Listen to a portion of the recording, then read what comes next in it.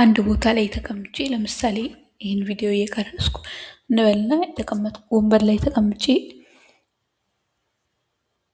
ሳይ እረፍት ላይ ያለው ነው የሚመስለው ወይም አትሬስት ያለው ነው የሚመስለኝ። ምክንያቱም ከጊዜ በኋላ ሳየው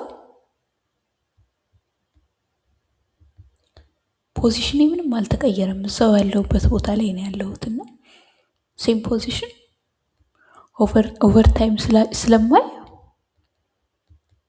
አካባቢዬን ሳየው ስላልተቀየረ እዛው ባለሁበት የዛ ወንበሩ ላይ ስለሆነ ያለሁት እረፍት ላይ ያለው ወይም ማልንቀሳቀስ ነው የሚመስለኝ። ነገር ግን ምናልባት ጨረቃ ላይ ያለ ሰው እንበልና ቢያይ ጨረቃ ላይ ያለ ሰው ቢያይ ያለሁት መሬት ላይ መሆኑ ይታያል እና መሬት አንድም በራሷ ላይ ትሽከረከራለች፣ አንድም ደግሞ ፀሐይን ትዞራለች እና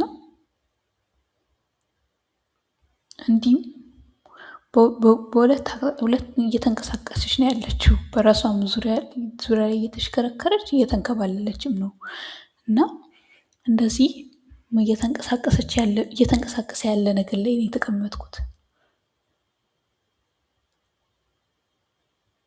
እና መሬት ስትንቀሳቀስ አብሬ ስንቀሳቀስ ነው የምታየው ከጨረቃ ላይ ላለው ሰው። ምናልባት እንዲህ ሲያይ ነበርኩኝ፣ ትንሽ ቆይቶ ሲያይ ዞር ያለውና የቦታ ለውጥ ስለሚያይ ኢንሞሽን ተብሎ ሊና ይችላልና ከጨረቃ አንፃር ኢንሞሽን ላይ ሆኛለሁ ማለት ነው። ምክንያቱም የተቀመጥኩበት ነገር ራሱ እየተንቀሳቀሰ ስለሆነ ማለት ነው። እና አንድ ነገር እየተንቀሳቀሰ ነው ወይም አይደለም የምንለው በምናነጻጽርበት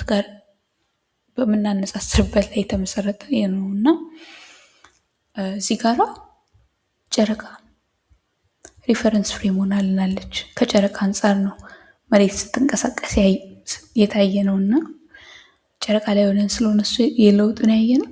ሪፈረንስ ፍሬማችን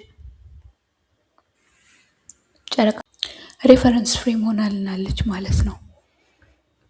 እዚህ ጋር ደግሞ ተቀምጬ ደግሞ ራሴን ከወንበሩ ጋር ከአካባቢ ጋር ሳነጻጽር ደግሞ እረፍት ላይ ነኝ ብያለሁ እና እረፍት ላይ ነኝ ያልኩት ከወንበሩ አንፃር ስለሆነ ወንበሩ ሪፈረንስ ፍሬም ሆኖልኛል ማለት ነው እና እንደምመርጠው ሪፈረንስ ፍሬም አይነት